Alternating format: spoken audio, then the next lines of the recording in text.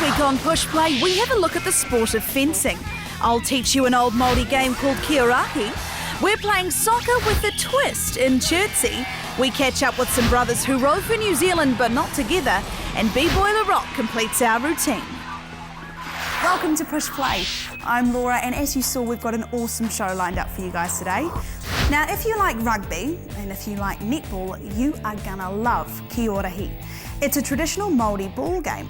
It looks seriously fun. It might seem like it's complicated, but it's not really, and I'll try and explain it the best I can.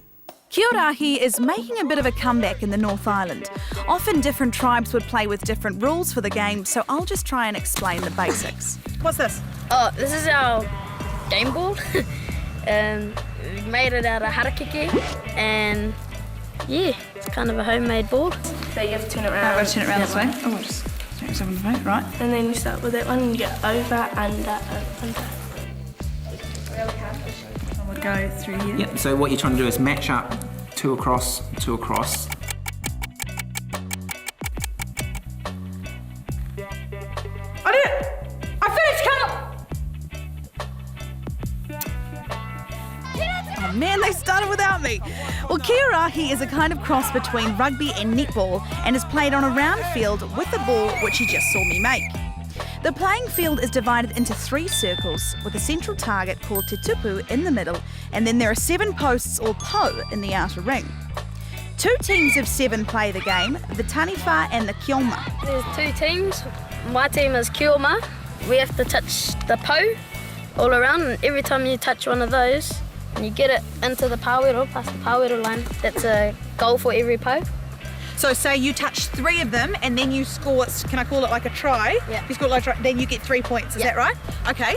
And then what if you're on your team, which is the taniwha, is that right? We just have to get the ball off kioma and throw it into the roto. And there's 4 people in the roto and they just have to throw it to the tipu. The kioma team score points by touching the posts on the outer ring, then running in to score a try by grounding the ball in the inner ring. The number of points you get depends on the number of posts you touch before scoring the try.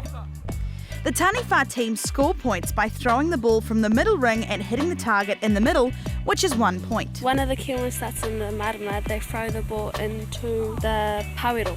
When you get it in there, there's 3 defenders of the barrel called te tipu, and they have to throw it to all their teammates out here.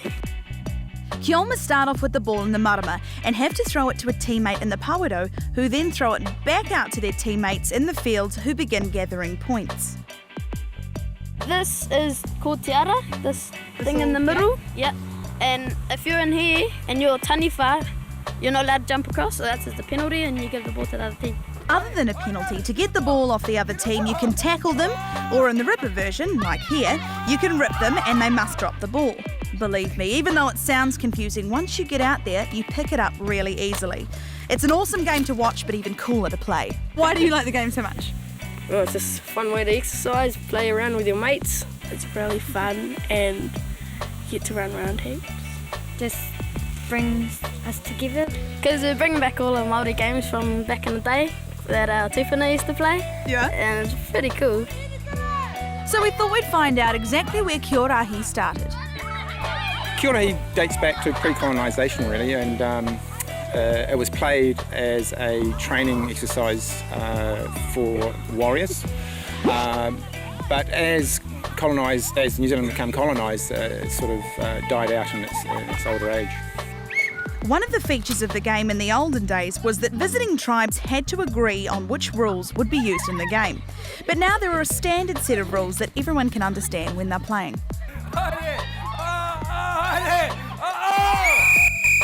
So that was fantastic. Very quick, I must say. Now, which team actually won? Come in here, Poppet. Which team won? Us is... The black team. And these kids certainly had no trouble understanding exactly how the game worked, and they were loving it. Okay, so it did take me a little while to make the ball, but I got there in the end and they used it in the game. So there we go. The rules do seem a little bit hard to follow, but once you really get stuck in and start playing, really easy, I promise. If that looks interesting to you, get online and check it out. Now guys, we're going to take a small break, but we'll be right back, so see you soon.